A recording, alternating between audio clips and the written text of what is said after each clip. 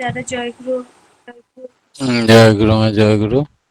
পরম প্রেমময় পরমদয়াল শ্রী শ্রী ঠাকুরের রাঙারাতুল চরণে এতক্ষণ যারা নামামৃত সুধা পান করলেন, তাদের মানব জীবন শ্রেষ্ঠ জীবনের একমাত্র উদ্দেশ্য ঈশ্বর প্রাপ্তি, তা যেন এই জীবনেই সফল হয়, এই কাতর প্রার্থনা দয়ালের রাঙারাতুল চরণে।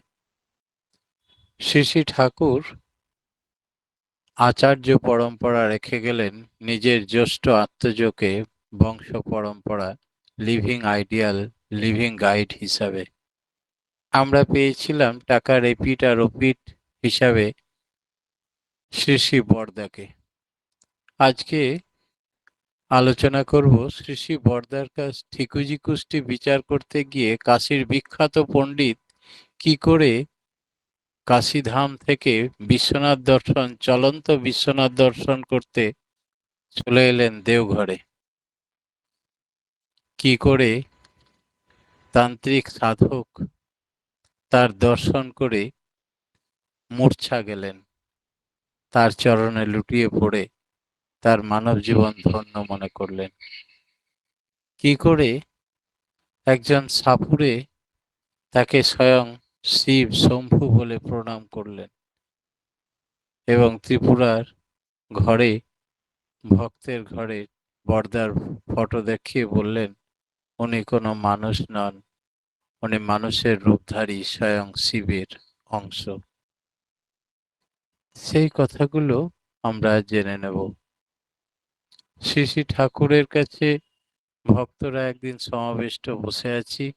একদিন এক ভক্ত বললেন, আজ্ঞে আপনার ঠিকুজিটা দেখলে হয়, তাহলে খুব ভালো হয়, আমার ঠিকুজিটা বিচার করবে কে?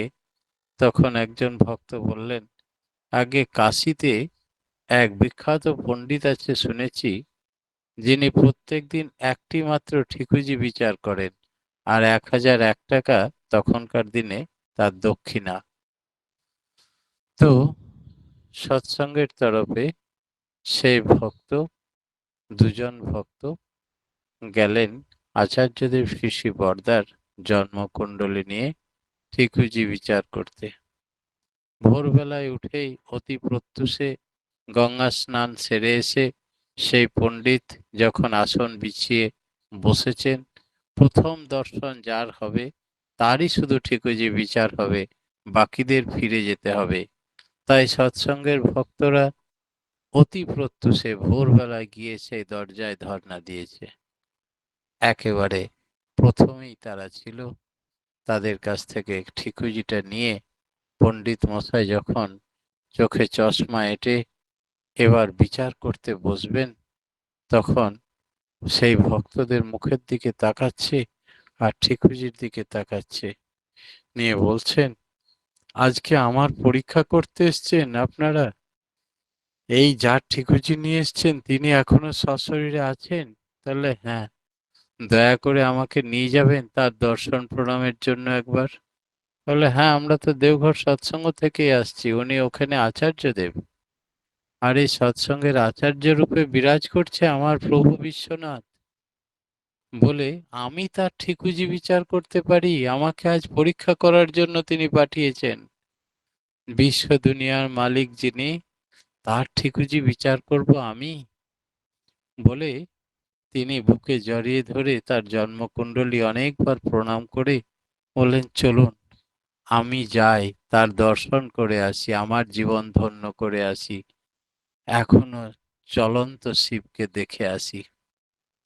সোজা সেই ভক্তদ্বয়ের সঙ্গে এলেন সেই পণ্ডিত, বিখ্যাত কাশীর পণ্ডিত, এসেই সাষ্টাঙ্গে প্রণাম করছেন, করে বলছেন, হে প্রভু, আজ আমার পরীক্ষা নিতে তুমি পাঠিয়েছ তোমার ভক্তদের, আমার কি সাধ্য যে তোমার ঠিকুজি বিচার করে দেব আমি? আমরা সকলেই তোমার সৃষ্টি, একজন ক্ষুদ্র জীব, আমার সেই সাধ্যি নেই।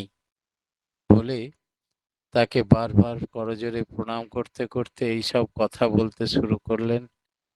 তারপরে প্রণাম করে বললেন, আমার জীবন ধন্য, আমার চক্ষু জুড়িয়ে গেল, স্বয়ং চলন্ত শিবকে দর্শন করতে পারলাম, আর আমার কিছু চাই না, এই জীবনে আমার ঈশ্বর দর্শন হয়ে গেল, এই জীবনেই আমার মুক্তি, স্বয়ং ভগবানের সঙ্গে কথা বললাম, দর্শন করলাম, এবার আমি আসি প্রভু বলে প্রণাম করে চলে যাচ্ছেন। বরদা ডেকে বললেন, এই পণ্ডিত মশাইয়ের ফিস দিয়েছিস? 1001 টাকা। লাগে না, নেয়নি।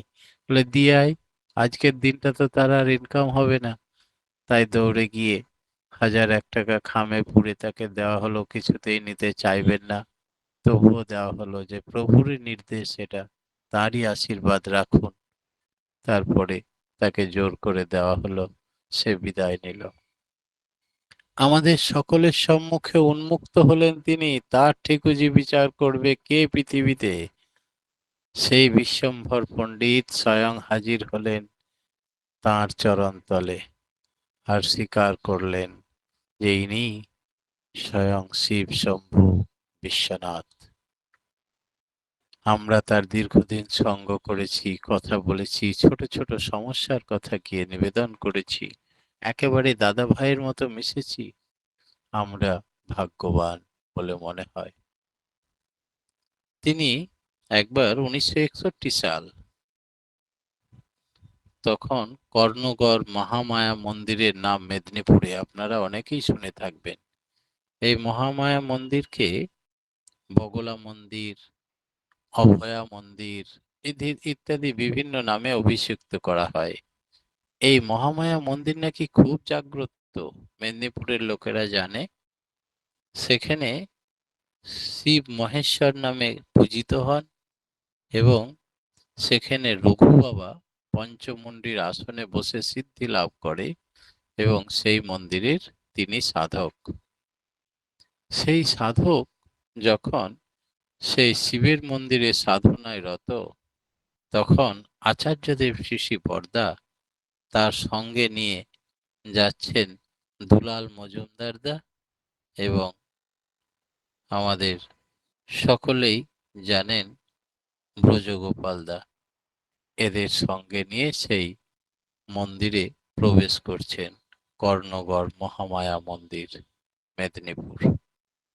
তার ধ্যান ভেঙে গেল। রঘু বাবা ধ্যান ভেঙে গিয়ে উঠে এলেন শিবের মন্দির ছেড়ে বাইরে, আর গেটের কাছে এসেই তার চরণতলে লুটিয়ে পড়লেন আর মূর্ছা গেলেন, অজ্ঞান হয়ে গেলেন। সবাই তো হতাবাক, এত বড় সিদ্ধ সাধক, তিনি নাকি বহু মানুষের পায়ে স্পর্শ করে ক্যান্সার রোগ সারিয়ে দিয়েছেন, বহু মানুষের উৎপাত জ্বালা জ্বালাতন তিনি মুখের কথাতে সারিয়ে দিয়েছেন। এত বড় পঞ্চমুণ্ডিতে বসে যিনি সিদ্ধি লাভ করেন, সেই সাধক মূর্ছা গেলেন কেন? কিছুক্ষণ পরে তার যখন জ্ঞান ফিরে এলো, তখন তিনি করজোড়ে প্রণাম করে উঠে বসে বলছেন, এতদিন যার সাধনা করেছি, সেই আমার স্বয়ং শিব শম্ভু নিজেই চলে এসেছেন আমাকে দর্শন দিতে। আজকে আমার কি আনন্দের দিন, আজ আমার সিদ্ধি লাভের দিন, আজ ঈশ্বর দর্শনের দিন, স্বর্ণাক্ষরে লেখা থাকবে জীবনের ইতিহাসে বলে খুব উল্লাস করতে লাগলেন। কে কোথায় আছো, আমার প্রভুর ভোগের জন্য কিছু নিয়ে আসো বলে খাওয়া দাওয়ার ব্যবস্থা করলেন। তারপরে অনেকে বলে তিনি দীক্ষাও নিয়েছিলেন, আর নিজের ঘরে বরদার ছবি আজও টাঙানো আছে সেই কর্ণগড় মহামায়া মন্দিরে। এইভাবে শ্রী শ্রী বরদা যে স্বয়ং শিবের অংশ, তার জানতে কাউরির বাকি থাকলো না।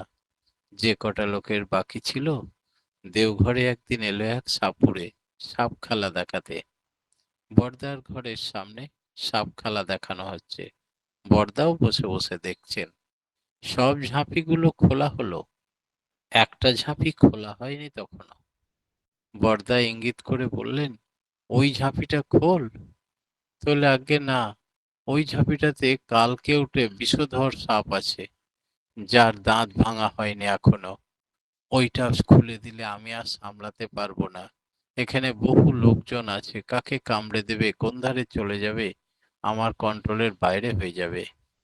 শিশি বরদা বললেন, আচ্ছা আমি বলছি, আমি তো আছি, খোল না।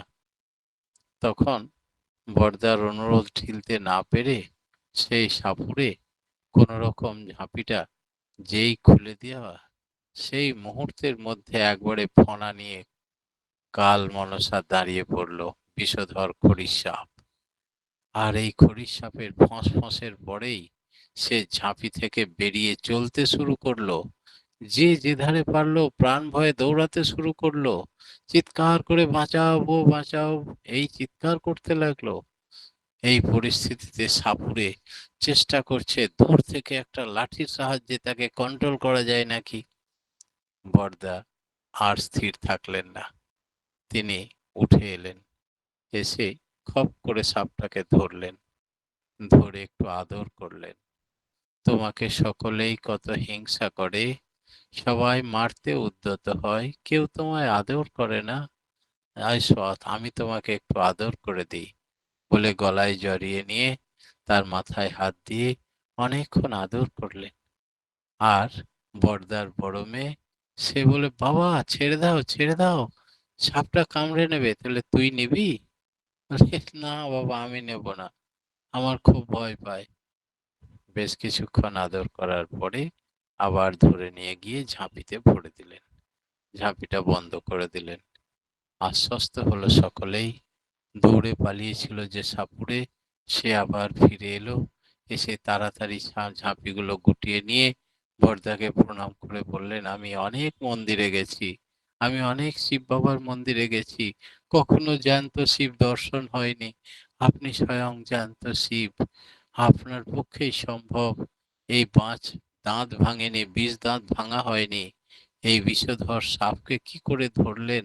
আপনার কাছে জড়িবুটি নেই, আমার কাছে জড়িবুটি আছে, তবু আমি ভয়ে পালিয়ে গেছিলাম। আর আপনার পক্ষেই এটা সম্ভব প্রভু, বলে তাকে প্রণাম করতে লাগলেন বারবার। আর ঝাঁপি নিয়ে চলে যাচ্ছে। বরদা বললেন, এই সাপুড়েকে পয়সা দিয়েছিস? তাহলে আজ্ঞে না। বলে যা দৌড়ে পয়সা দিয়ে আয়। তারপরে তাকে গিয়ে যখন পয়সা দিতে গেল, বলে প্রভুর কাছে পয়সা নেব না, বলে প্রভুর নির্দেশ নিতেই হবে। তখন জোর করে তার পকেটে পয়সা গুঁজে দেওয়া হয়, সেই সাপুড়ে চলে গেল। সাপ খেলা দেখাতে দেখাতে একদিন ত্রিপুরায় হাজির হলো সেই সাপুড়ে। ত্রিপুরার এক গুরু ভাইয়ের বাড়িতে আচার্যদেব শ্রী বরদার ফটো দেখে বলে উঠলেন, আরে বাবা এখানেও স্বয়ং শম্ভু, বলে প্রণাম করছে। বলে বরদাটা আমাদের শ্রী শ্রী ঠাকুরের বড় ছেলে। বলে আপনারা জানেনই না, ইনি স্বয়ং শিব।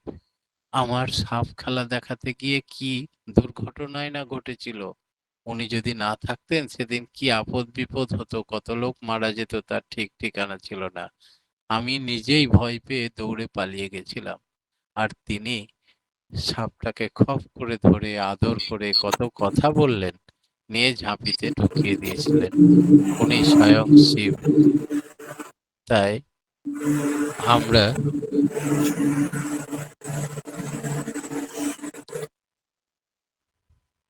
সেই শিবের মাহাত্ম্যের কথা আজকে আমরা এখানেই সমাপ্ত করব। প্রতি প্রত্যেকের সার্বিক মঙ্গল প্রার্থনা জানাই। আর শ্রী শ্রী ঠাকুরের তথা টাকার এপিঠ আর ওপিঠ আচার্যদেব শ্রী শ্রী বরদার চরণে পুনঃ পুনঃ প্রণতি জানিয়ে আজকের মতো আমার ক্ষুদ্র বক্তব্য এখানে শেষ করলাম। জয় গুরু। জয় গুরু দাদা, জয় গুরু। অপূর্ব অসাধারণ আজকে শ্রী বর্দার ঘটনা শুনিয়ে আমাদের সমৃদ্ধ করলেন। শ্রী বর্দা যে কে ছিলেন তার পরীক্ষা করার জন্য তার ভক্তরা ঠিকুচি কুষ্টি নিয়ে কাশীধামের পণ্ডিতের কাছে যেতেই পণ্ডিত মানে অবাক হয়ে যান যে এই কুষ্টির সঙ্গে মহাদেবের শিবের কুষ্টির সব মিল আছে। আর মানে এটা শুনে আমরা বুঝতে পারি এটা যে তিনি আসলে কে ছিলেন, অনুভব করতে পারি। আর বরদা যে শিব মানে শিব ছিলেন, মহাদেব ছিলেন, তার প্রমাণ যে কালকে উঠে সাপকে গলায় জড়িয়ে যেখানে সবাই ভয় পাচ্ছে, সাপুড়িও ভয় পাচ্ছে, কিন্তু মহাদেবের সাপকে জড়িয়ে গলায় জড়িয়ে তিনি অবলীলায় তার সঙ্গে আহ মানে কি করব, তার সঙ্গে লীলা করে গেলেন। আমাদের আমাদের দেখালেন তার লীলা। জয়গুরু। খুব সুন্দর আজকে আলোচনা শুনে আমরা সমৃদ্ধ হলাম দাদা। জয়গুরু। পরমপিতা রাঙা রাতুল চরণে আপনার সার্বিক